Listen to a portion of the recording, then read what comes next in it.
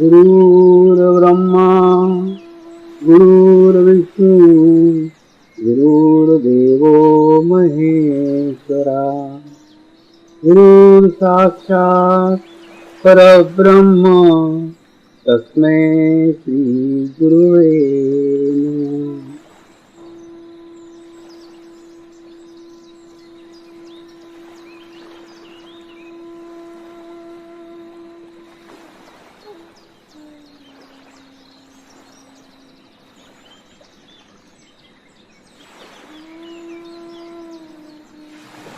मेरे साथ ध्यान की शुरुआत करेंगे।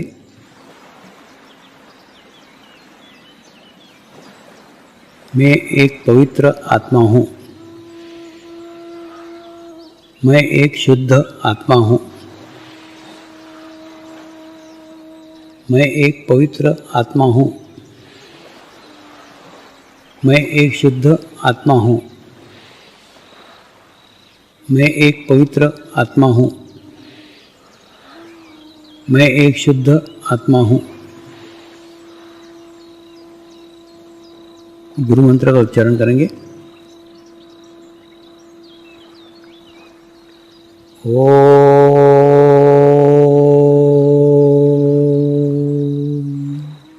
श्री शिवकृपानंद स्वामी नमो नमः।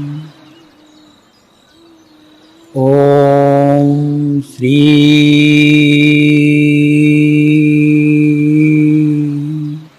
शिवकृपानंद स्वामी नमो नमः। ओम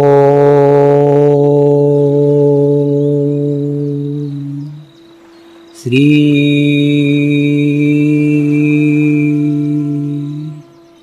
शिवकृपानंद स्वामी नमो नमः।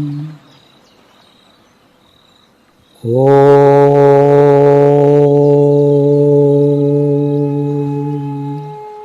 श्री शिवकृपानंद स्वामी नमो नमः। ओम श्री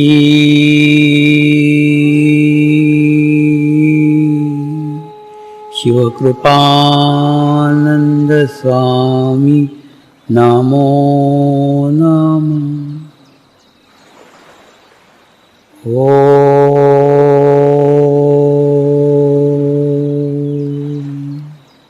श्री शिवकृपानंद स्वामी नमो नमः। ओम श्री शिवकृपानंद स्वामी नमो नमः। ओम श्री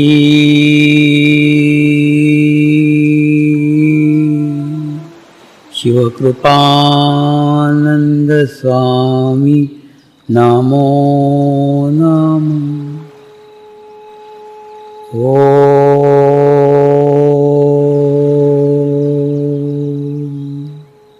श्री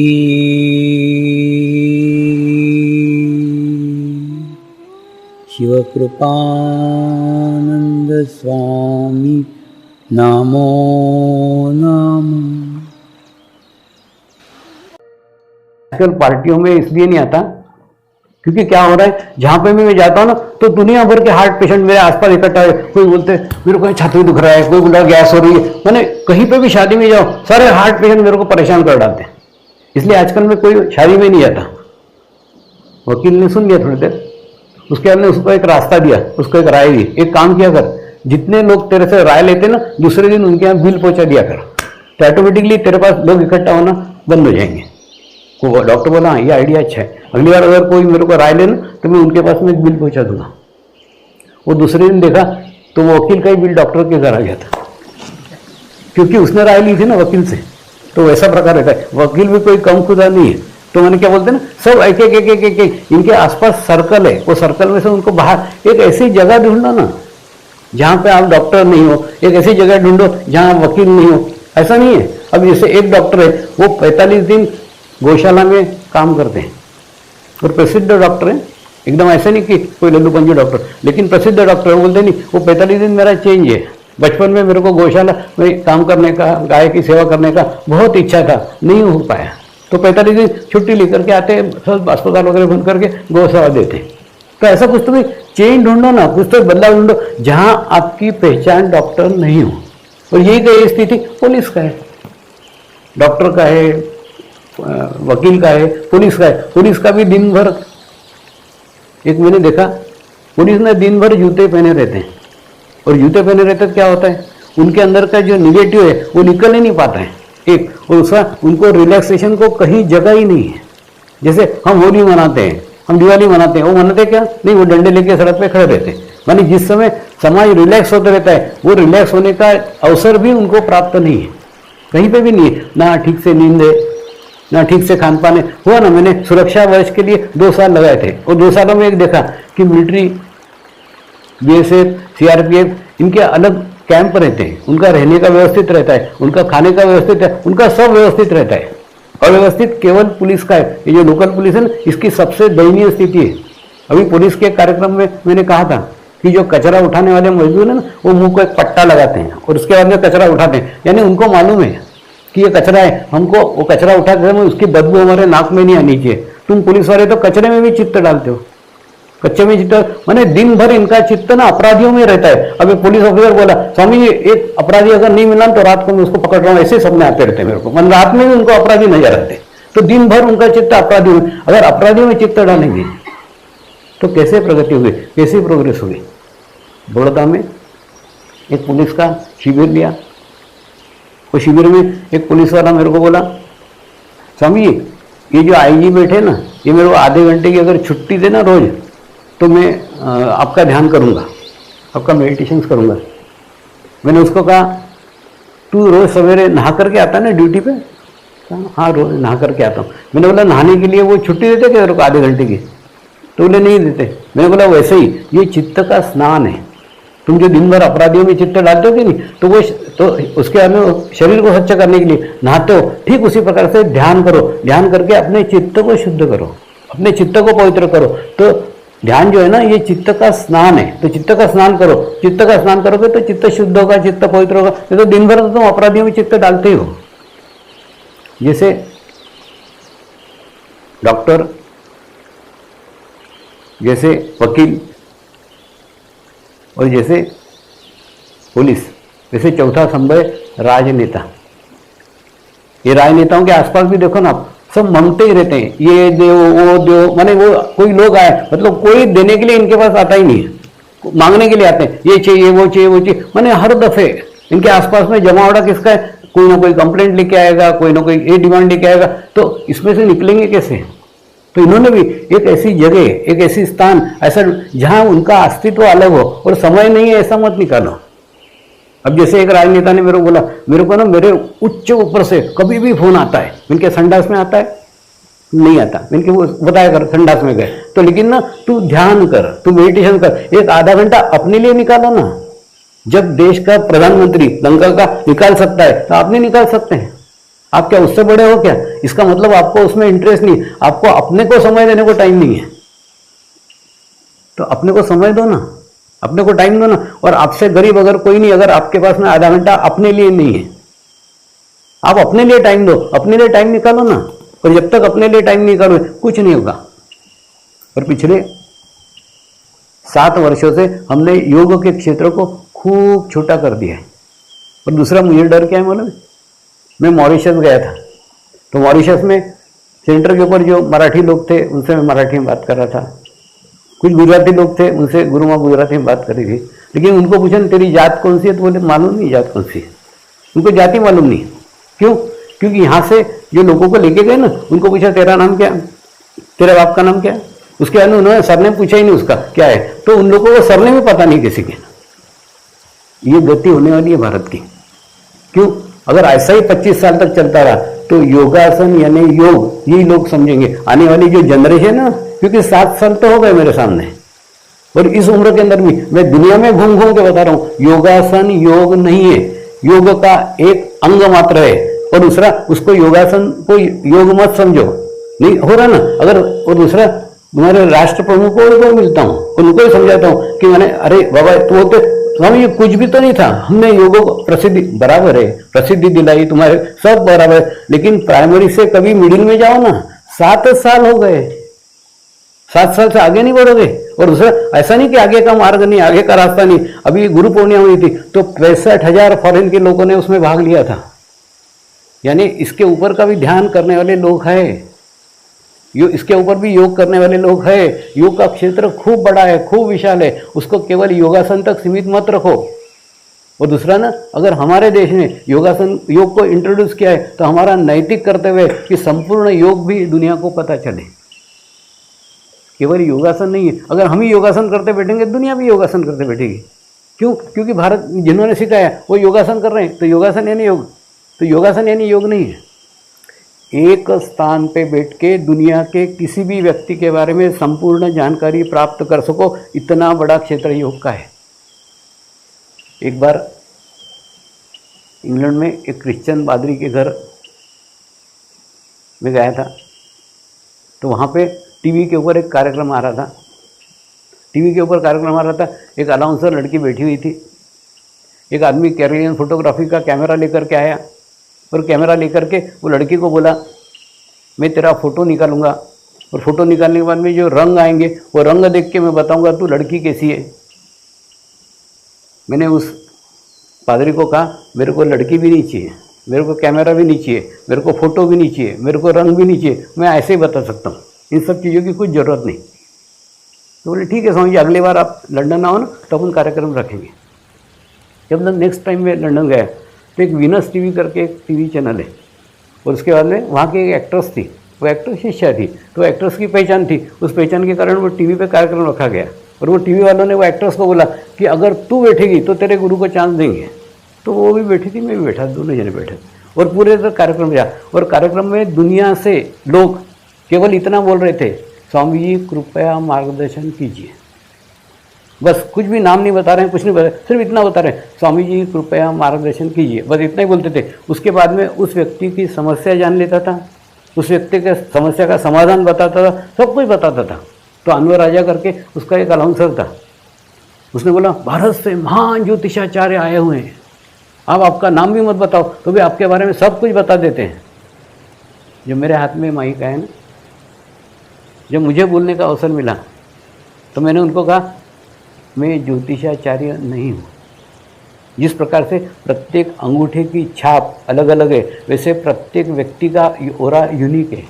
आपके जैसा कोई भी व्यक्ति इस दुनिया में नहीं है, आप इस दुनिया में यूनिक हो, आपके जैसा दूसरा कोई नहीं है।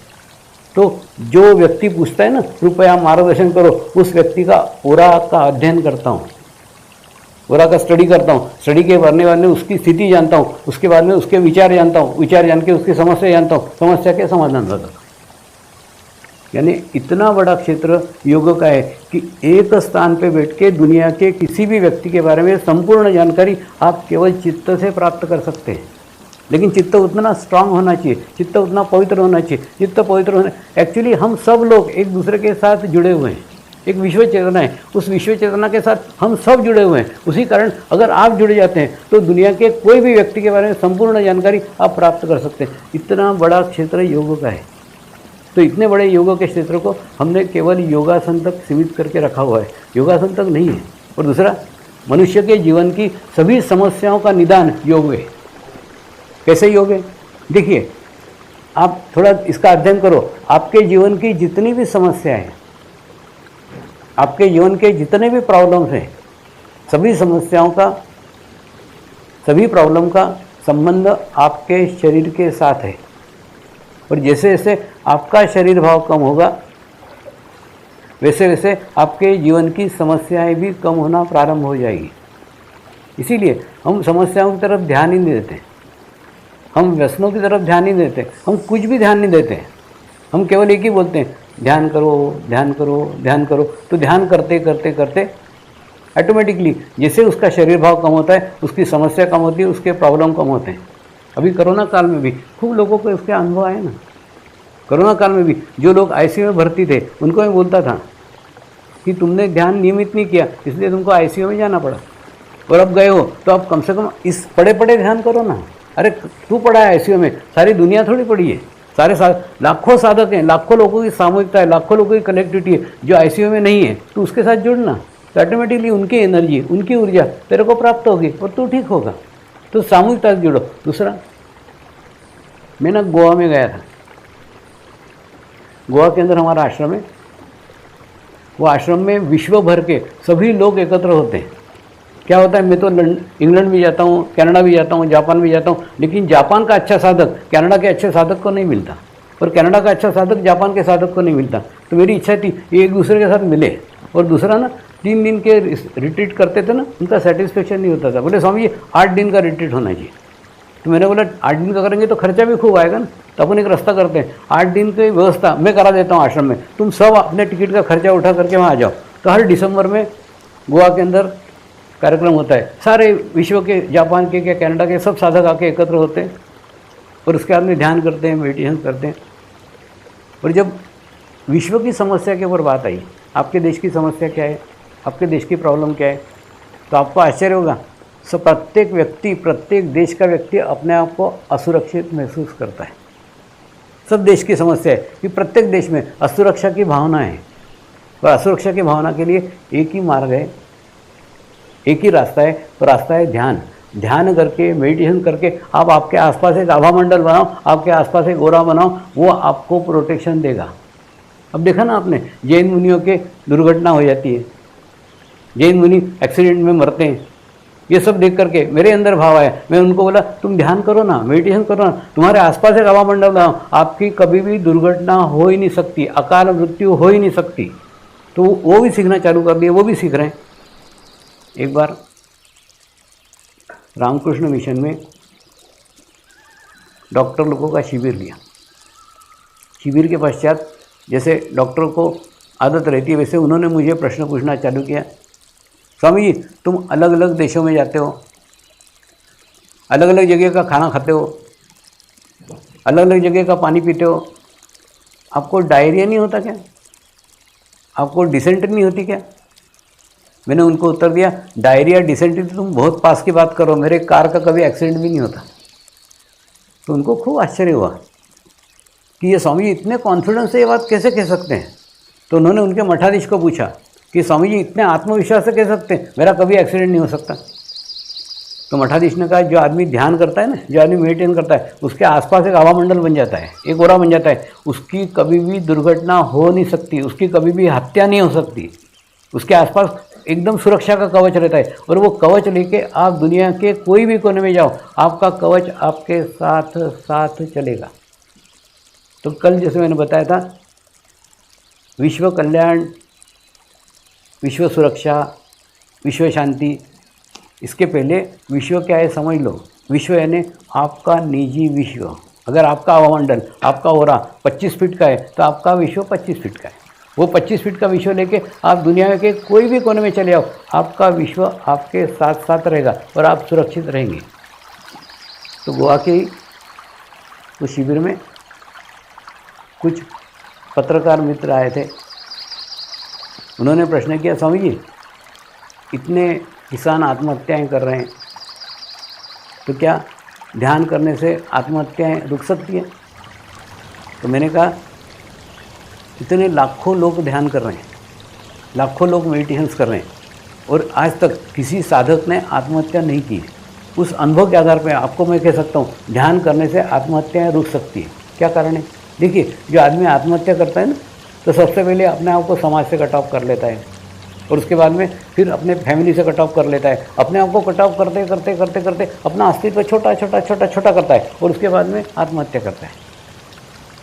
आज युवा लोग अनेक आत्महत्याएं कर रहे हैं।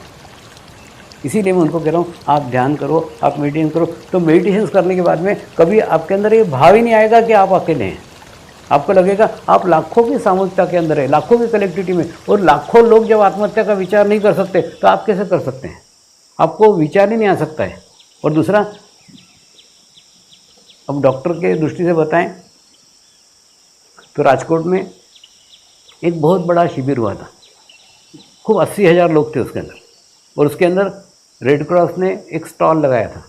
जितने लोग आए थे ना, पहले दिन सबका बीपी चेक किया, शुगर चेक किया, सबका मेडिकल चेकअप किया, और उसके बाद में 8 दिन के बाद में फिर मेडिकल चेकअप किया, तो उन्होंने हमको सर्टिफिकेट दिया है कि 85% लोगों के अंदर पॉजिटिव चेंज आए हैं। और दूसरा, जिनके अंदर चेंज आया ना, उनको मैंने देखा तक नहीं। क्या था, मेरे ऊपर जैसे बड़े बड़े फ्लड लाइट डाल के रखे थे, तो मेरे को तो कुछ दिखता ही नहीं था, सामने मैदान नहीं, अंधेरा अंधेरा अंधेरा दिखता था, यानी मैंने उनको देखा तक नहीं है। जिनके अंदर चेंज आया, जिनके अंदर बदलाव आया, मैंने फिर भी उनके अंदर चेंज आया। क्यों? वो 80,000 लोगों के साथ ऐसे बैठे थे जो निर्विचार थे। जब उनके विचार नहीं थे तो ऑटोमेटिकली इनको भी विचार नहीं आएंगे। और दूसरा, एकदम आसान नहीं है ये ध्यान। आपको ध्यान करते आता है करो, नहीं करते आता है ना तो कैसेट लगाओ। कैसेट लगाओगे ना तो भी ऑटोमेटिकली वहाँ पे 1 लाख लोग जब निर्विचार स्थिति में बैठे हैं तो ऑटोमेटिकली तुमको वो स्थिति का लाभ होगा ही ना, ऑटोमेटिकली लाभ होगा एक। और दूसरा, ओरा, हवा मंडल, ये बातें पहले कोई मानता नहीं था, लेकिन अभी धीरे धीरे सब मानने लगे, और क्योंकि उसके प्रमाण आ गए, उसकी मशीनें आ गई। एक बार आयुष मंत्रालय के मंत्री श्रीपाद नाइक गोवा आश्रम में आए, ऐसे ही मिलने आते रहते, वो आए मिलने, स्वामी जी मैं सांसदों के लिए शिविर रखूं क्या? मैं कोई मना करूंगा कि? मैंने कहा हाँ रखो, तो रख रहे। तो उन्होंने सांसदों के लिए शिविर रखा, और एक बहुत अच्छा दिल्ली में सांसदों के लिए शिविर हुआ। और शिविर के अंदर मैंने एक प्रस्ताव रखा था। वो प्रस्ताव ऐसा था कि जितने भी आध्यात्मिक गुरु हैं सबका ओरा रिपोर्ट निकालो, ओरा रिपोर्ट निकालो। अगर उनका ओरा रिपोर्ट अच्छा है तो उनको लाइसेंस दो, अधिकृत सरकारी आध्यात्मिक गुरु, ऐसा लाइसेंस दो, और 5 साल के लिए दो। जैसे अपन रहते हैं ना, ड्राइविंग लाइसेंस कैसा रहता है, ड्राइविंग लाइसेंस 5 साल के बाद में फिर रिन्यू करना पड़ता है, फिर 5 साल के बाद में उनका रिन्यू करो। उनका ओरा अगर अच्छा है तो उनको फिर से रिन्यू करो, नहीं है तो उनको बोलो घर बैठो। क्या है मालूम है, अगर ऐसा करते हैं ना तो उसमें दोनों का फ़ायदा है। गुरु का फ़ायदा ये कि गुरु का सत्यानाश होने के पहले उसको पता चल जाएगा कि मेरी आध्यात्मिक स्थिति खराब हो रही है। कोई भी गुरु बुरे नहीं है, लेकिन होता क्या है, ये लोग ना अपना खुद का साधना छोड़ करके जब कार्यक्रम करते हैं ना, तो उसके बाद में उनका आध्यात्मिक स्थिति खराब हो जाता है। तो मैंने गुरु को पता चलेगा कि अपना स्थिति खराब है, एक। दूसरा, साधकों के लिए एक अगर गुरु का पतन होता है तो लाखों साधकों का भाव टूटता है, तो दोनों के लिए फ़ायदा है। तो मैंने उनको बोला कि एक लाइसेंस इशू करो ना, जैसे ड्राइविंग लाइसेंस देते हैं वैसे प्रत्येक आध्यात्मिक गुरुओं को लाइसेंस इशू करो कि उनका ओरा चेक करो, आभा मंडल चेक करो। अगर आभा मंडल अभी चेक करके बराबर उसकी आध्यात्मिक स्थिति जानी जा सकती है, उसके विचार जाने सकते हैं, उसका चित्त कितना शुद्ध है, कितना पवित्र है, जाना जा सकता है। अगर है तो करो। तो सांसदों ने सुन तो लिया, लेकिन उतना सीरियसली नहीं लिया। लेकिन वही बात मैंने लंदन में थियोसॉफिकल सोसाइटी में उठाई कि मैंने एक सांसदों का शिविर लिया था, और उसमें मैंने ऐसी मांग रखी थी कि सबको लाइसेंस इशू की जाए, ओरा की रिपोर्ट चेक की जाए।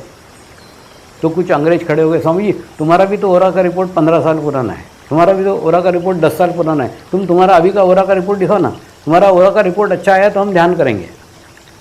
मेरे को कोई ओरा का रिपोर्ट में इंटरेस्ट नहीं था, लेकिन वो बोल रहे कि अगर रिपोर्ट निकालने से उनको ध्यान करने को प्रेरणा मिल रही तो मैं तैयार हो गया। उसमें आश्चर्य ऐसा है कि जैसे एकदम सामने दिख रहा है ना, ऐसे सामने वो ट्यूब का स्टेशन था, मेरे को ट्यूब से लेके गए, वहाँ ट्यूब बोलते हैं, जैसे अपने मेट्रो रहती है ना वैसे, वो ट्यूब में से मेरे को लेके गए। और जब लंदन शहर में हम उतरे तो मेरे सर के ऊपर 9 स्टेशन थे। माने उन्होंने कितना खोद के रखा है वो लंदन को, सोचो कि स्टेशन पे स्टेशन ऐसे 10 स्टेशन पे मैं था। बाद में चढ़ते 9 स्टेशन पार करके फिर लंदन के अंदर आया। तो देखा जैसे अपन CT स्कैन करते हैं ना, उसी प्रकार से एक डॉक्टर का अपॉइंटमेंट लेके रखा था, और वो उसके डॉक्टर के चेम्बर में मेरे को लेके गए। वहाँ पे एक मशीन रखी थी, मशीन पे दोनों हाथ रखने को बोला, और बोले ठीक है अब आप ऐसे ही बैठे रहो, हम आपका ओरा चेक करते हैं। कुछ नहीं, मैं आंखें बंद करके बैठा।